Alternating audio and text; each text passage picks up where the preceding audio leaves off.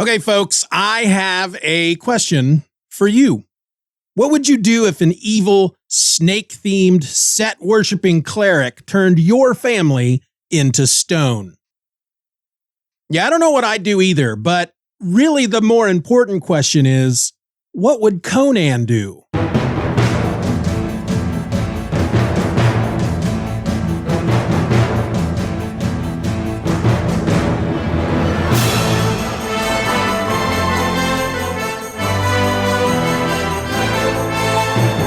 From Steeven or Else Media, this is Hither Came Conan, the podcast that doesn't always talk about comics. I'm your host, my name is Steeven, and today I bring you something truly special because today, you lucky people, today I'm going to talk about a Conan that until recently I never even knew existed. A Conan who is an adventurer. A Conan who is a warrior without fear. A Conan that is more powerful than any man and whose legend spreads across the land and sea. Make yourself comfortable, dear listener, for today we're talking about the very first episode of the 1992 animated series, Conan the Adventurer. Conan the Adventurer. Conan, warrior without fear.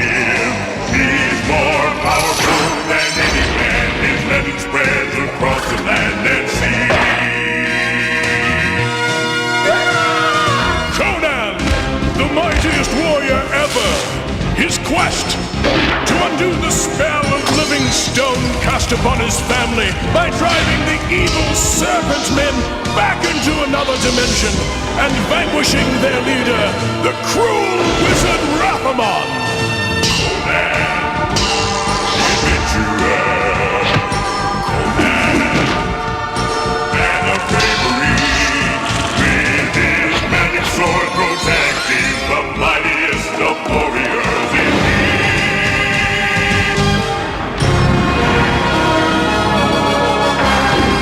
Conan. Now, I think I'm going to do things a bit differently for this one.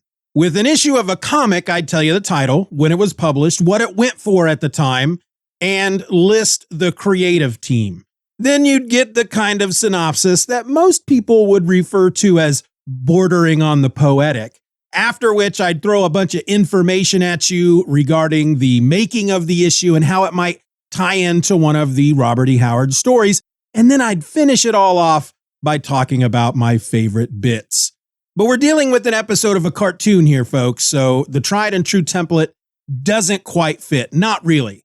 Instead, while I will be giving you a synopsis of the episode, because, come on, I'd hate for you to miss out on my poetic narration, I am going to slide in bits of information throughout the synopsis, along with my commentary as I point out my favorite bits and junk. Sound good? Hello? Oh yeah, I always forget that you can't respond. Anyway, Conan the Adventurer made its syndicated television debut on Sunday, September 13th, 1992, running for 2 seasons and a total of 65 episodes, with the final episode airing on November 23rd, 1993. The series was developed by Christy Marks, who also served as the show's only head writer. Marks, by the way, is a prolific writer whose career stretches all the way back to 1979 with her first published work, the 17-page Red Sonja story, Master of Shadows, which appeared in issue number 45 of Savage Sword of Conan.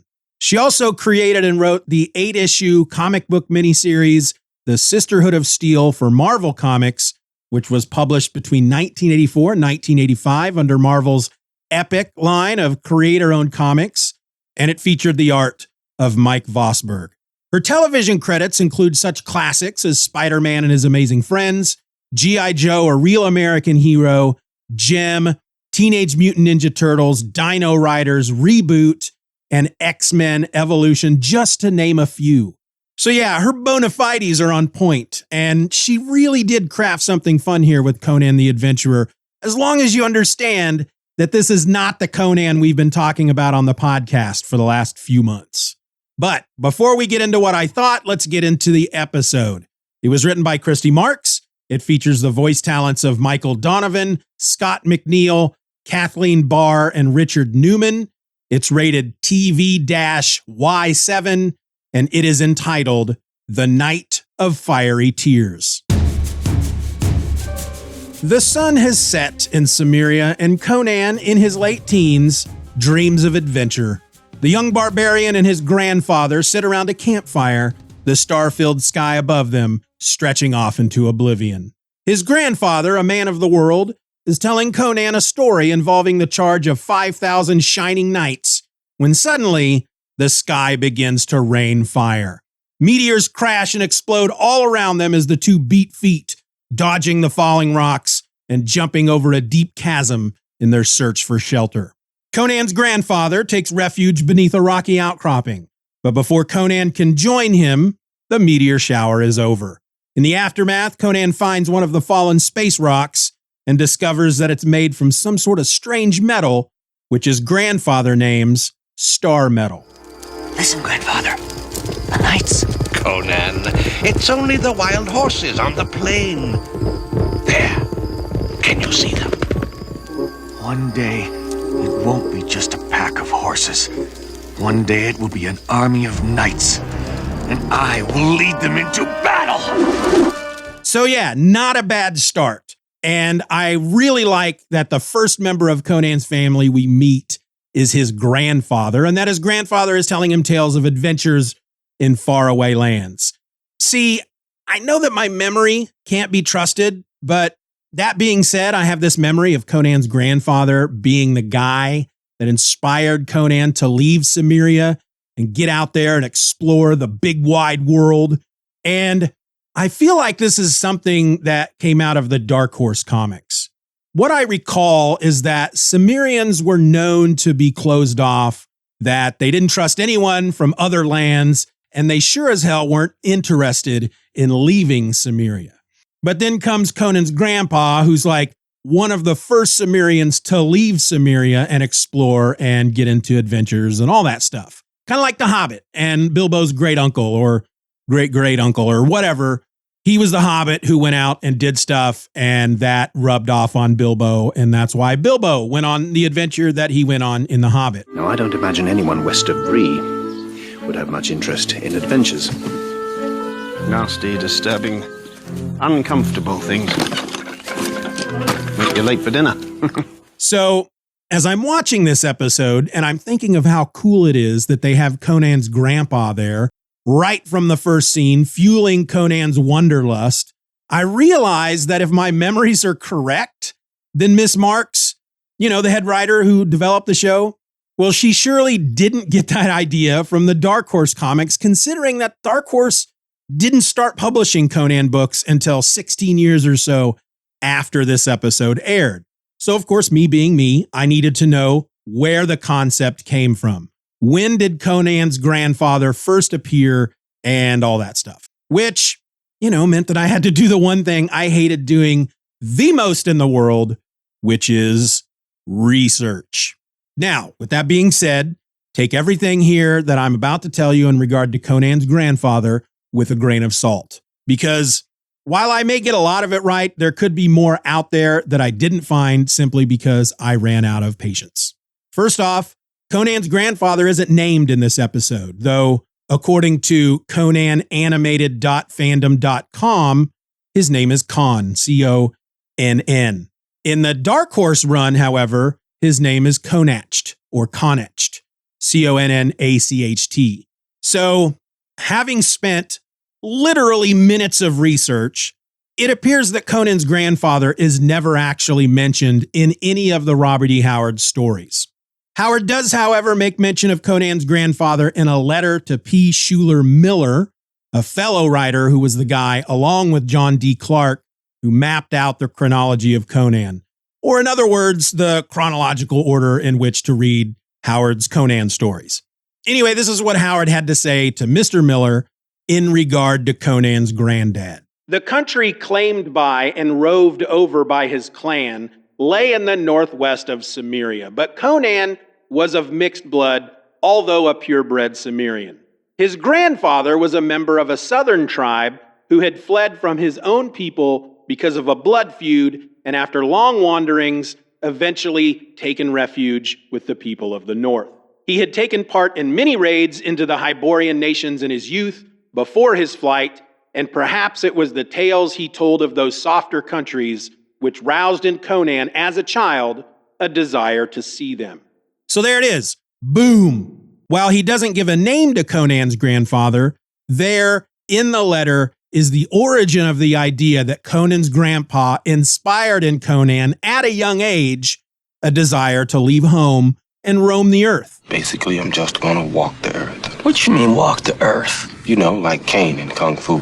Walk from place to place, meet people, get in adventures. What I find quite fascinating about it, though, is the fact that this idea that Howard had about Conan's grandfather, an idea he never explored in any of the 24 Conan stories he wrote, but instead shared as part of 2 paragraphs in a bit of correspondence, would then eventually find its way into this cartoon some 50-odd years later, and then 16 years after that, picked up by guys like Kurt Busiek and Timothy Truman to be explored even further in a bunch of Dark Horse comics. Conan's grandfather, by the way, didn't appear in the Marvel run until issue 119 of Conan the Barbarian, which was an issue written by J.M. DeMatteis and was published in November of 1980. Oh, and his name in the Marvel issue is Drogon, and by the end of the issue, he's dead. So he makes his first appearance in issue 119 and his final appearance. I just find all that all kinds of fascinating. Meanwhile, back to the cartoon. In the top of a dark tower, Dregs, a Naga with the hood of a cobra and the tail of a rattlesnake, upon seeing the meteor shower, freaks out and runs to warn his master, Wrath-Amon, that the sky is falling. Wrath-Amon, however, knows a falling star when he sees one, and as he chides Dregs for being a fool, the black snake ring on his finger begins to glow, signifying that his master, Set, calls for him.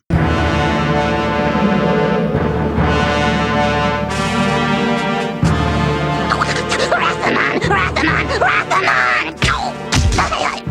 The sky is falling! We're doomed! We're doomed! Don't be a fool, Dregs. Only a few stars are fallen. Set summons me. I must go to the pyramid at once.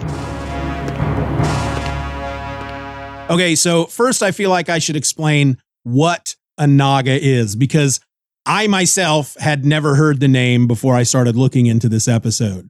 This, by the way, is straight out of Wikipedia. In various Asian religious traditions, the Nagas are a divine or semi-divine race of half-human, half-serpent beings that reside in the netherworld and can occasionally take human or part human form. The Naga in Conan the Adventurer is named Dregs, and he is super annoying, but of course I have to remember that this show wasn't made for me, or at least the me that is me now.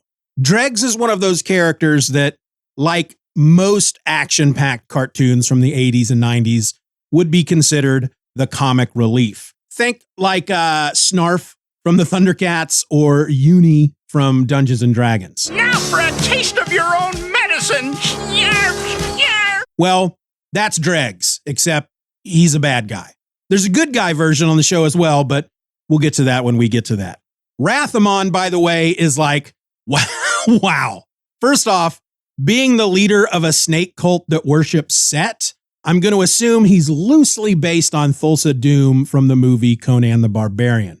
His name, however, is very reminiscent of Thoth-Amon, the wizard that first appeared in The Phoenix on the Sword, who ended up to be like Conan's Lex Luthor in the comics.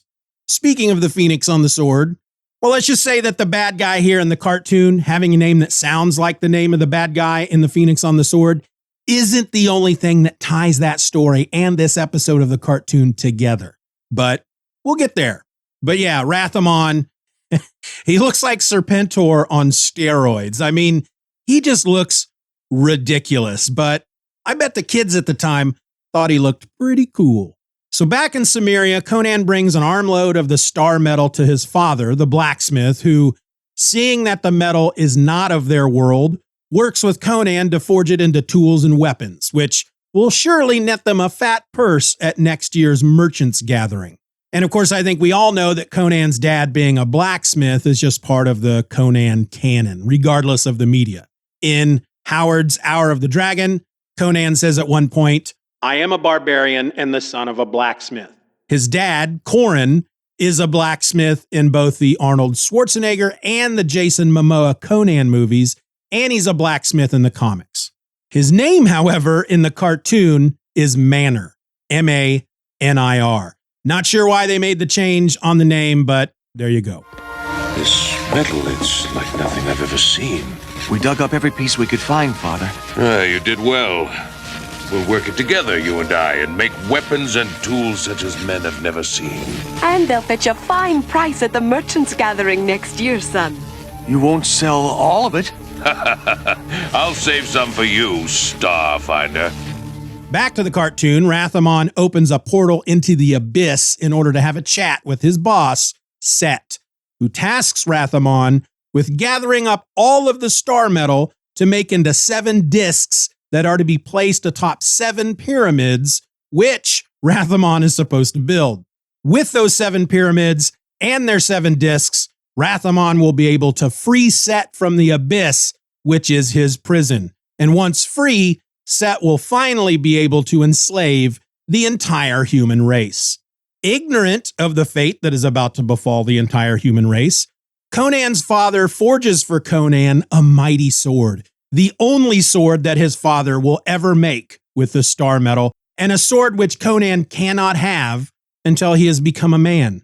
In other words, once the sword is complete, Conan and his dad take it up the mountain and they place it inside a stone crypt with a stone lid so heavy that Conan's father can barely lift it.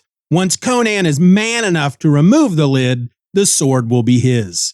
Conan tells his father that he's already man enough, and his father tells him to prove it. And so the barbarian youth, who has yet to achieve the steely thews of manhood, gives it his best shot, squeaking out a number of embarrassing sounds as he tries to lift the stone lid before finally giving up.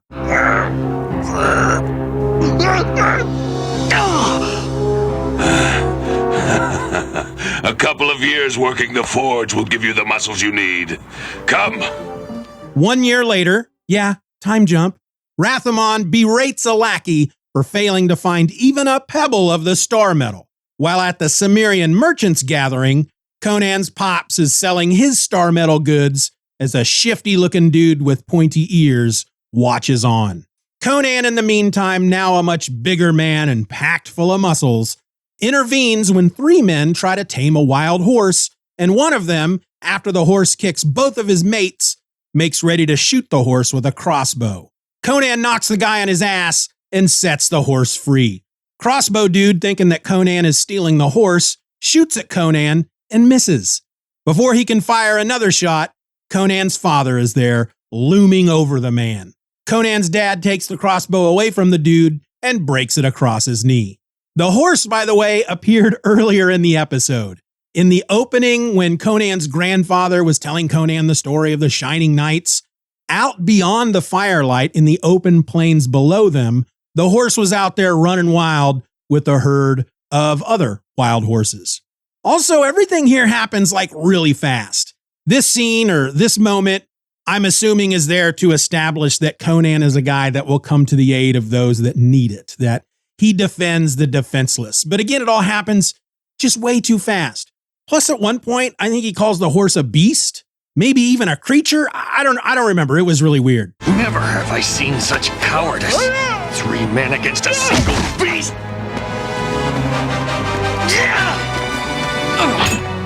Run, beast, run. You'll pay for this with your hide! But we get this super quick bond that forms between Conan and the horse, which will actually pay off later. Meanwhile, the shifty-looking dude with the pointy ears runs to tell Wrath-Amon all about Conan's father and his star metal goods and where to find them. Conan, in the meantime, is hanging out with his grandfather back at the Cimmerian village. Conan's carrying a large anvil around without breaking a sweat, and his grandfather, once the anvil is in place, gives the young barbarian a necklace adorned with fangs and a circle of gold. He tells Conan that he won the necklace in battle in Stygia and that it's always brought him good luck. He wants Conan to have it because he sees a bit of himself in the lad, and he knows that it won't be long before Conan gives in to the wanderlust and sets out into the world to roam the earth and get into adventures and all that stuff. Walk from place to place, meet people, get in adventures. As Conan accepts the gift, everything goes to hell when Wrath-Amon attacks. Where's the blacksmith? I would speak with him. The big snake lover in his green snake armor, green snake helmet, and wrist fangs comes swooping into the village riding in a flying chariot pulled along by what appears to be a pair of wyverns. He then begins laying waste to the place by firing energy blasts from his black snake ring. Wrath-Amon's wrist fangs, by the way, are a pair of claws like Wolverine's, except that Wrath-Amon's claws don't retract, which must make it pretty difficult to eat, or type, or scratch his nose, or just plain hug his mom. Conan, as the attack is underway and people are running around in panic and screaming and buildings are blowing up and fire rages all around, well, Conan takes off. But Conan is no coward. He heads up the mountain to retrieve the sword he and his father put there in that stone crypt, the sword that will become his on the day he is man enough to get it. Well, today just might be that day. Meanwhile, Wrath-Amon finds Conan's father, who we're just going to refer to as Man-Ear from this point on, because that's his name. Like Conan's grandfather, Con, they never give his father's name in the episode, but again, like Con, it's listed on that fandom site. Anyway, Wrath-Amon finds Man-Ear and demands that the blacksmith hand over the star medal. Man-Ear tells Wrath-Amon that there isn't any left, that he sold it all, and Wrath-Amon, who's not a very trusting guy, calls Man-Ear a liar and threatens to bring the whole village down around his ears if he doesn't produce all of the star medal.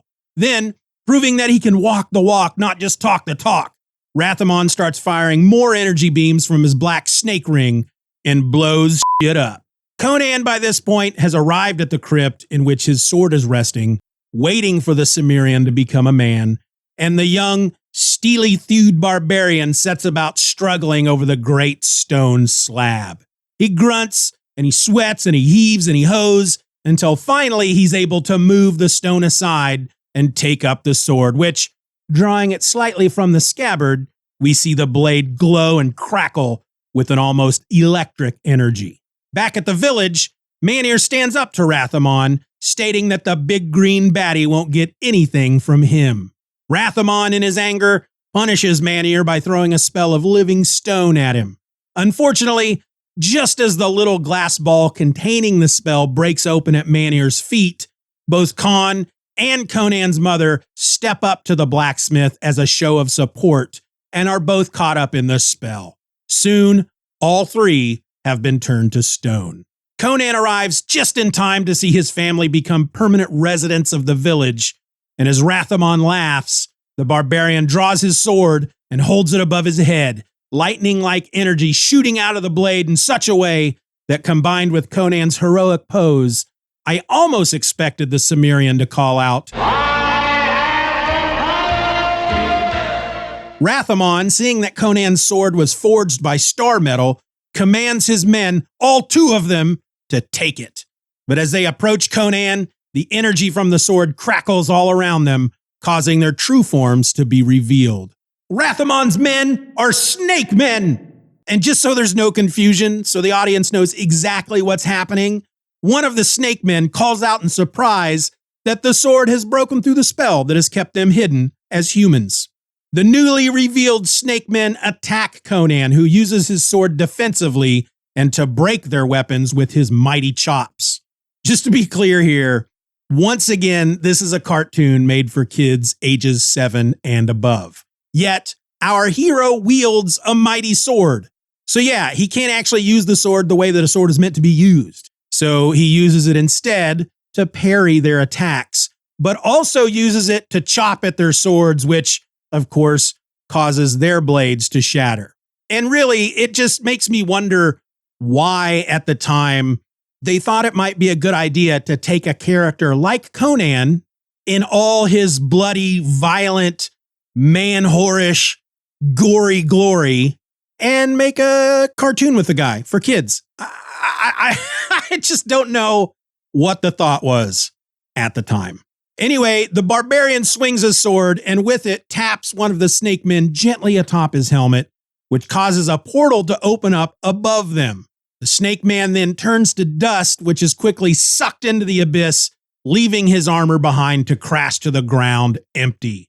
The other snake man attacks, and after they trade a couple of blows, the sword causes this guy to be pulled into the portal as well, again, leaving his armor behind. The portal closes, and Conan attacks Wrath-Amon after first declaring, "Snakes or men, nothing will stop me!" Wrath-Amon takes off in his flying chariot, but Conan hitches a ride, and soon the two are fighting in the air. But when Conan's sword causes Wrath-Amon to be revealed as another snake man, Wrath-Amon kicks Conan from the chariot, who falls out of the sky and lands safely on the straw roof of one of the village houses.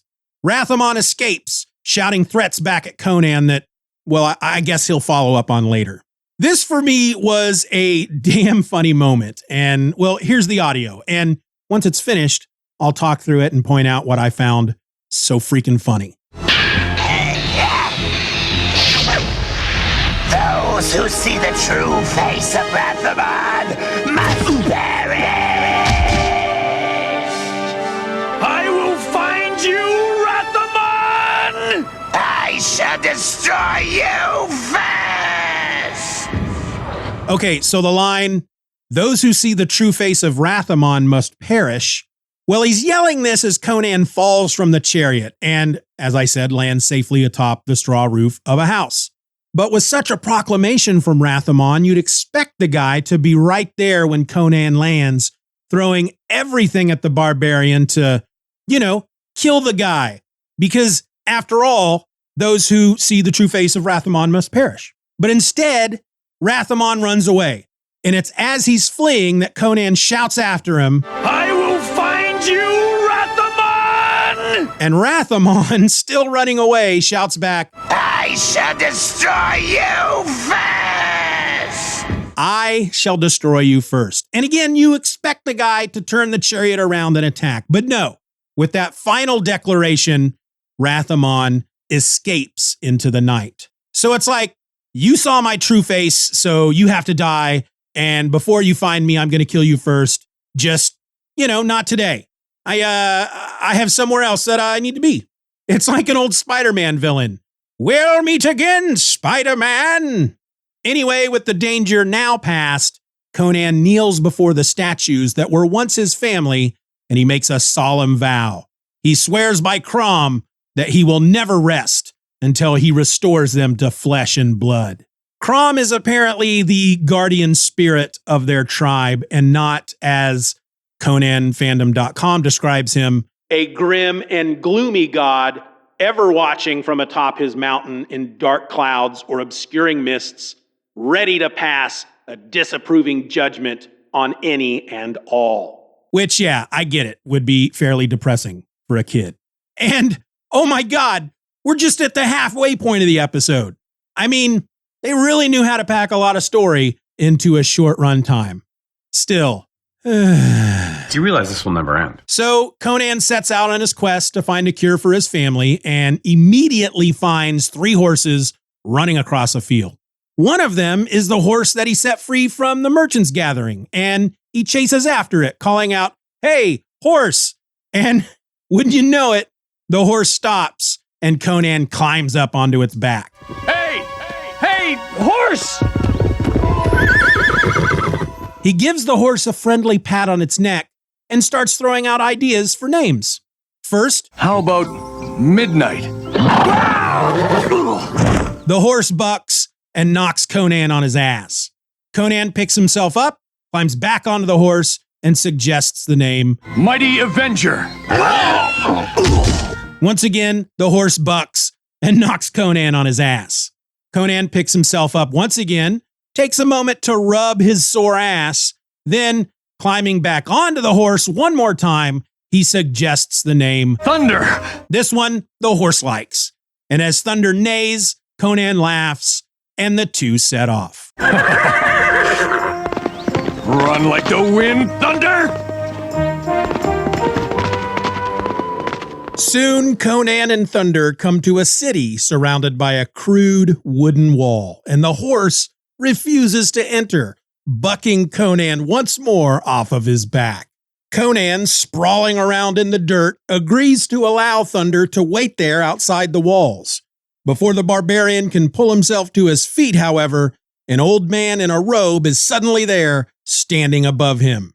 The old man tells Conan that what he seeks cannot be found in the city, and even calls the barbarian by name. The old man then tells Conan that he knows much about him, his star metal sword, and Wrath-Amon. He then tells Conan to go to Mount Golamira and to enter the tomb of Epimetheus the sage. Then, as Conan is suddenly distracted by a flock of birds, the old man disappears, just fades away into nothingness. There's this point here after Conan realizes that the old man is gone. I mean, he's literally distracted by a flock of birds. A big flock of birds just come flying in. They fly around Conan, kind of spinning him around. And as that's happening, the old man just kind of disappears. And when Conan notices that he's gone, he says, "By Crom, the ways of civilization are very strange," which, that's kind of the central theme to a lot of the Robert E. Howard Conan stories, is the idea that Conan, who is a barbarian that comes from a barbaric race that wears furs and lives in huts and all that crap, that they are somehow, or that Conan is somehow less civilized than people who live in the big city. And it's often pointed out how, in the end, based on their behavior, that Conan is usually the more civilized of the two.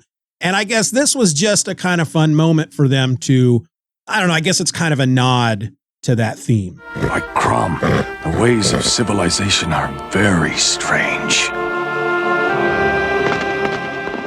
And so Conan travels to Mount Golamira and enters the tomb of Epimetheus the sage, where... Hello? Anybody here?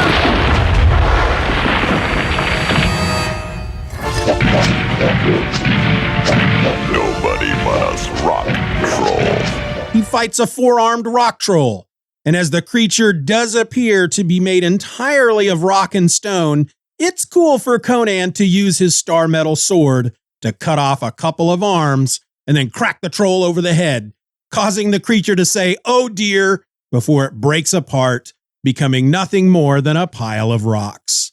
Suddenly, the old man is there, and we, along with Conan, discover that the old man is the spirit of Epimetheus the sage, which, for me, is the best inclusion from all of the Robert E. Howard Conan stories. Who is Epimetheus the sage? Well, we'll get to that. Hold on. So Epimetheus tells Conan that he is destined to become the greatest champion of humankind in the coming struggles between humans and the serpent men of Set, and that only Conan can stop them. And then Epimetheus tells Conan the story of Set. Thousands of years ago, he attempted to enslave the entire Earth.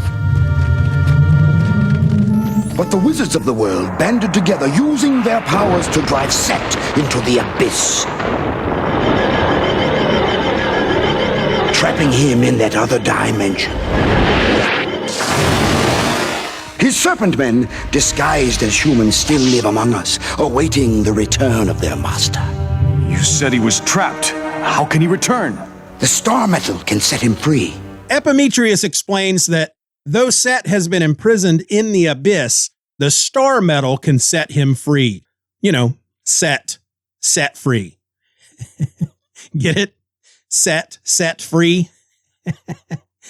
Okay, maybe that's just for me. Anyway, the spirit of Epimetheus sets Conan on his quest. Find Wrath-Amon and destroy his black snake ring, which will free his family from the spell of living stone. And though it isn't really said, I have to assume that destroying the ring will also keep Wrath-Amon from freeing his master, Set. Epimetheus then sends Conan off with a companion, a young phoenix named Needle, who loves pomegranates and lives in a shield, or hides within it or something. It's a real mystical, magical kind of thing. Now, this is something that I find super interesting and actually quite exciting. Not the character of Needle. I mean, he is super annoying, and we'll talk about him in a bit. No, I find it both interesting and exciting that the spirit of Epimetheus the Sage sends along a phoenix to help Conan on his quest, which is a huge callback to the first Conan story ever published, The Phoenix on the Sword. Now, I have talked about this story on a previous episode. Before I started talking about all the comics, I had originally started talking about the Robert E. Howard stories and how they compared to their comic book adaptations. And the second episode I did was about The Phoenix on the Sword. You'll find it there at the beginning of the episodes in the show. It's just called The Phoenix on the Sword. Look for it. Anyway, very briefly, The Phoenix on the Sword is a story about Conan, who is a king. He's the king of Aquilonia. He's probably in his 40s or his 50s. And there is a group of men there in Aquilonia that want to assassinate Conan in order to put somebody else on the throne. They feel that a barbarian should not be on the throne. And one of these guys has a slave with him by the name of Wrath-Amon. This is Wrath-Amon's first appearance in any Conan story, just like it's, I guess, Conan's first appearance. And Wrath-Amon had, before he became a slave, he had this magic ring that helped him call down demons and junk like that. And he ends up, through happenstance, finding this ring, which he uses to call forth a demon to kill the dude that has made him a slave and anyone with this guy. And that happens to be Conan, because the guy and a bunch of others have gone to kill Conan. But before these traitorous rebels can break into Conan's sleeping quarters and kill him as he sleeps, Conan is taken from his room to a hidden room in the castle by the spirit of Epimetheus. And Epimetheus basically explains to Conan that he has been fighting against this snake god Set all his life, and that something evil has been set loose within the castle, and Conan has to be the one to destroy it. Otherwise, really bad things are going to happen. And in order to help him, to give him something that will help him fight this demon creature, he gives Conan a sword with a phoenix on the hilt. Or Conan already had the sword and he put the phoenix on the hilt, which made it magical. Either way, Conan ends up using the sword, killing the demon, blah, blah, blah, blah, blah. So I think it's really cool that in this first episode of Conan the Adventurer, we get the sage, or the spirit of the sage Epimetheus, sending Conan off on a quest. And rather than giving him a sword with a phoenix on it, he's given a shield with a phoenix on it. And that phoenix is the, I guess, artistic representation of this young phoenix named Needle, who mystically is part of the shield and can come out of the shield and is a real thing and helps Conan and all this stuff. And I find it super cool. It makes me really much more excited about this episode and much more excited about the series in general. And that was like one thing that I felt like if I didn't point it out, then this episode would have been for nothing. Needle, wake up! That's an order! Go away! Needle's sleeping. Come on this instant! Needle! No, all right. You don't have to yell.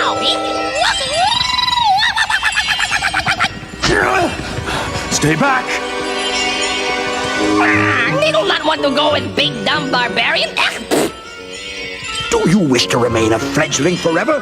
Unless you perform many good deeds, you will never grow up. Don't care. Needle want to sleep. He'll come around. Offer him a pomegranate and he'll be fine. But do your best to keep him a secret. You keep him. Look, you can always use a sturdy shield. It belonged to a king of Atlantis once. Take it, Conan. And I almost forgot that Epimetheus mentions that the shield was once owned by a king of Atlantis, and that, of course, would be a reference to coal. Pretty cool. Anyway, back to the cartoon. Conan and Needle, who is hiding in the shield, set out on their mission. For some reason, Conan is supposed to keep Needle hidden, and he's never to reveal the existence of Needle to anyone. It's not made clear why, but it does lead to a lot of wacky hijinks when later in the episode, Needle comes out of the shield to take some pomegranates from a merchant's table. Pomegranates? Oh, Needle want pomegranates! Not now! I'll take one. Needle take one too.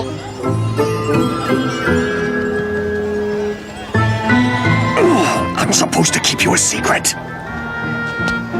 Sorry, it's my parrot. Oh, that Needle.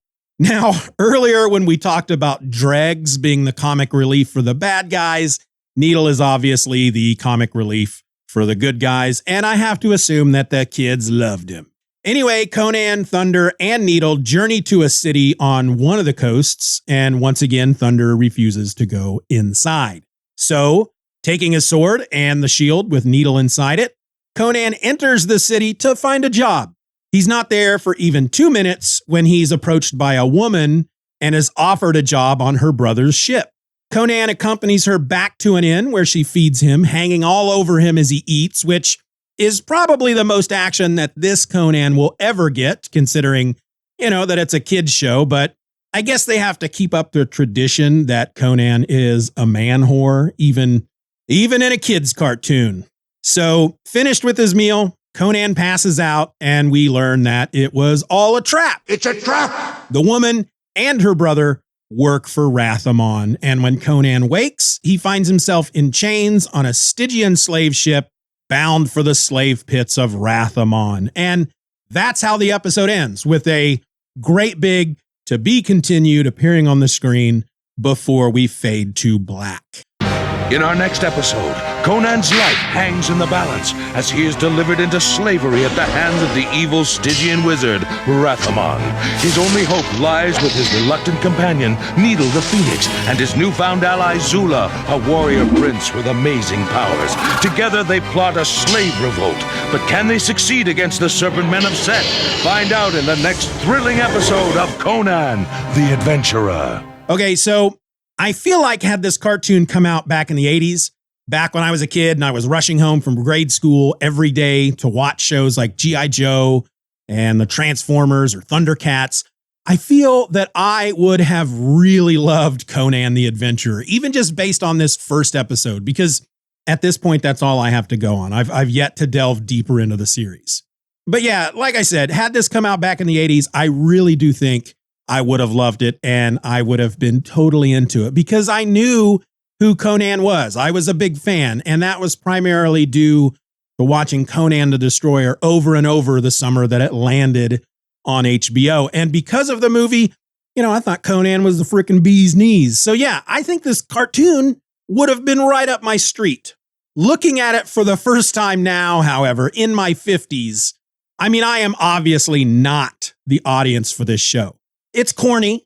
Most everyone looks ridiculous, and the action is very flashy and yet quite bland. Furthermore, oh my God, Conan the Adventurer is such a 90s cartoon. Through and through.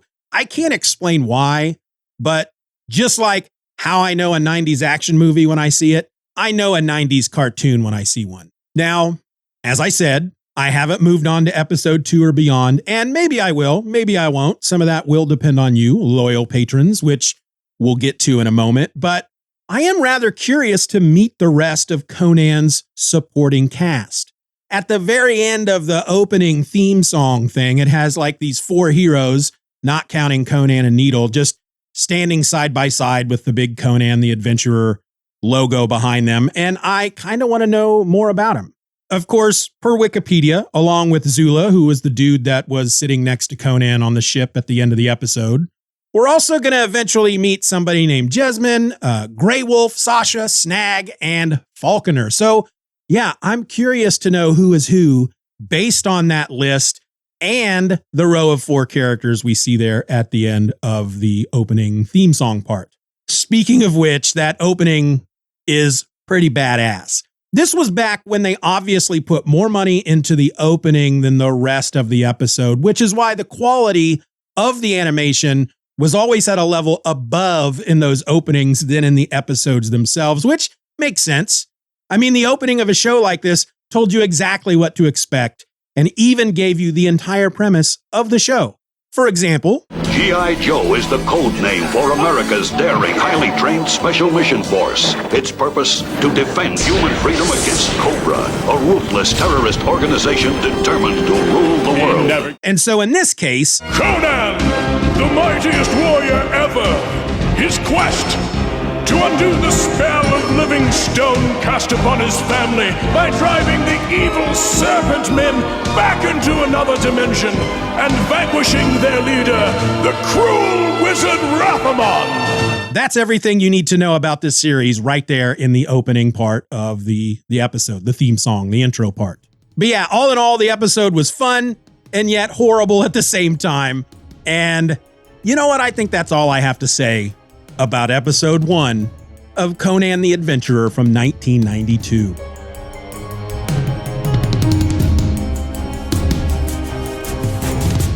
Well, there you go, folks. The first Hither Came Conan bonus episode to be created specifically for the super secret Steeven Society.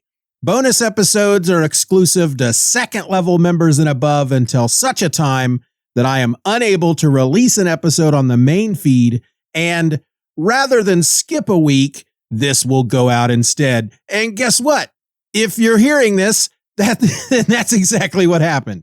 I'm currently hard at work on the next bonus episode, which, if you are a second level member or above, you voted for. And that's the first issue in the 2003 Dark Horse run, which was simply titled Conan. In fact, I figured if I'm going to read issue 1 and then record an episode about it, then I might as well read the next 5 and record episodes about those as well. So yeah, that's something to look forward to, isn't it? As for the main feed next week, we will hopefully get back to the Titan Comics run with Conan the Barbarian number 6, which had been delayed yet another week. It's not due out now until January the 3rd. Until then, folks, keep your swords close by, never stop treading them jeweled thrones, but most importantly, be nice to each other. Bye.